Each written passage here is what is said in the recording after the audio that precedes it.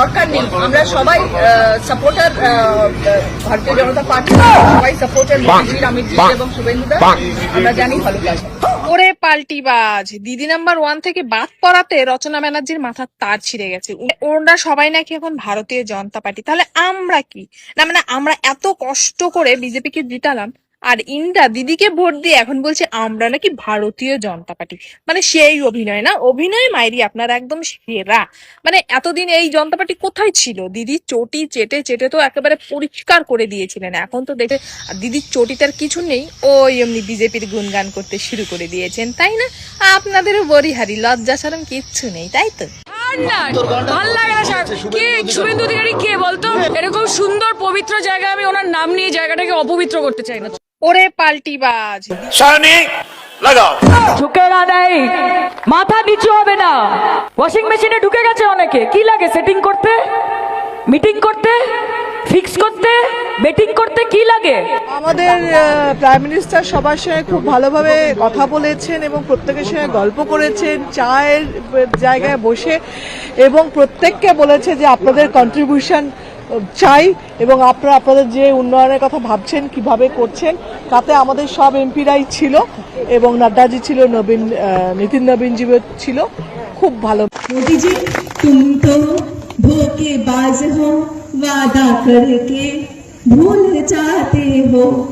মোদিজির পাশে সায়নী ঘোষ, যিনি কিনা শিব ঠাকুরের মাথায় কন্ডম পরাবে বলেছিল, সেই সায়নী ঘোষ, রচনা ব্যানার্জি, শতাব্দী রায়, কাকলি ঘোষ দস্তিদার, সুদীপ ব্যানার্জি, এরা তৃণমূলের এমপি। এনডিএতে যোগদান করার পর এখন প্রধানমন্ত্রী মোদিজির পাশে দাঁড়িয়ে সেলফি তুলছে, বুঝতে পারছেন? আর এদিকে তৃণমূলের নিচুতলার কর্মীরা কেউ ঘর ছাড়া তো কেউ ডিম খাচ্ছে, পচা ডিম খাচ্ছে। কি আজব দুনিয়া! ওপরে ওপরে সব সেটিং হয়ে গেল আর নিচুতলার কর্মীরা এখন ডিম খাচ্ছে। যাহাই বিজেপি তাহাই তৃণমূল, একজন মনীষী বলেছিল। তিনি হচ্ছে মুকুল রায়। আর তার পরিষ্কার ছবিটা দেখতে পেলাম দিল্লিতে, যেখানে দাঁড়িয়ে আছে শুভেন্দু অধিকারী, কাকলি ঘোষ দস্তিদার, সুদীপ ব্যানার্জি, রচনা ব্যানার্জি, শতাব্দী রায়। কে নেই ওখানে?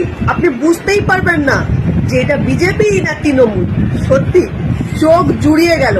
আর মনীষী কথাটা একদম অক্ষরে অক্ষরে পালন হলো।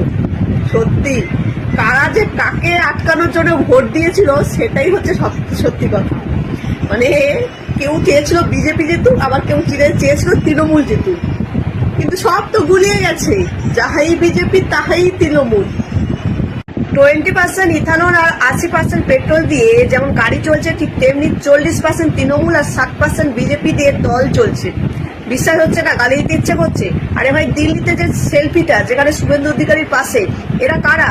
কাকলি ঘোষ দস্তিদার, সায়নী ব্যানার্জি, ওই যে পণ্যবান্ধা, তারপরে হচ্ছে রচনা ব্যানার্জি, শতাব্দী রায়, সুদীপ ব্যানার্জি, কারা? এরা তো তৃণমূলের চোর। কি করছে ওখানে দাঁড়িয়ে, বলতে পারবেন?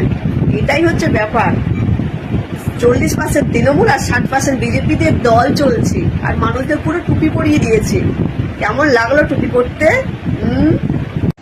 শতাব্দী রায় তৃণমূলের এক্স নেত্রী এমপি, যিনি কিনা এনডিএতে যোগদান করেছে, তিনি গর্বের সাথে বলছে প্রধানমন্ত্রী ডেকেছিল, হ্যাঁ, চা খাইয়েছে আমাদের এমপি, মানে যে কুড়িখানা যে এমপি গিয়ে এনডিএতে যোগদান করেছে তাদের সাথে মিটিং হলো, সেখানে চা খাওয়া হয়েছে এবং প্রধানমন্ত্রী বলেছে যে তোমাদের কন্ট্রিবিউশন লাগবে। বুঝতে পারলেন? কি প্রশংসা করছে ভাবুন দেখি। এই সমস্ত ধান্দাবাজ পাল্টিবাজ মহিলাদেরকে দেখে আপনারা ভোট দিয়েছিলেন বিজেপিকে হারাবে বলে, যে সমস্ত তৃণমূলরা দিয়েছিলেন তারা ভাবুন দেখি। বা বিজেপি কর্মীদেরকে বলছি, এই শতাব্দী রায়, সায়নী ঘোষ, কাকলি ঘোষ দস্তিদার, সুদীপ ব্যানার্জি, এই যে তৃণমূলের যে চোরগুলো, এরা দুর্নীতি করেনি, এরা চুরি করেনি, এদের বিরুদ্ধেই তো আপনারা ভোটটা দিয়েছিলেন।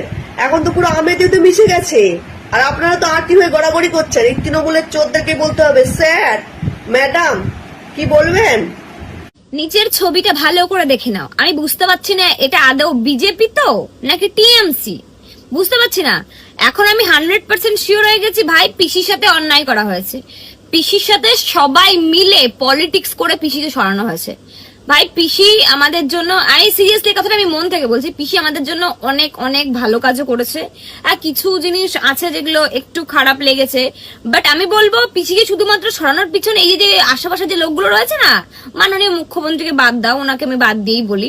আমি শুনেছি নাকি উনিও নাকি আগে টিএমসির মধ্যেই ছিল।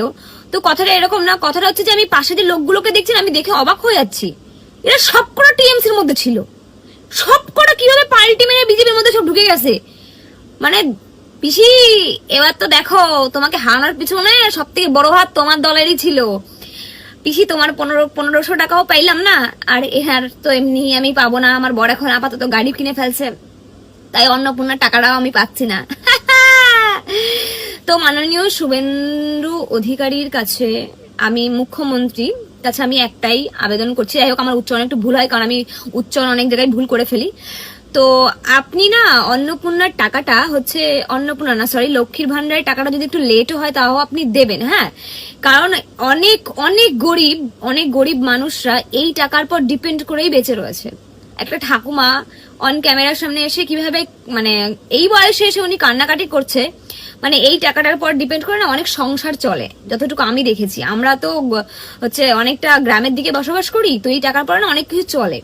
তো আপনি প্লিজ এইভাবে যেভাবে ঘোরানো হচ্ছে, শুনলাম 17 তারিখ লাগে ফাইনাল দেওয়া হবে, প্লিজ যেন দেয়া হয়।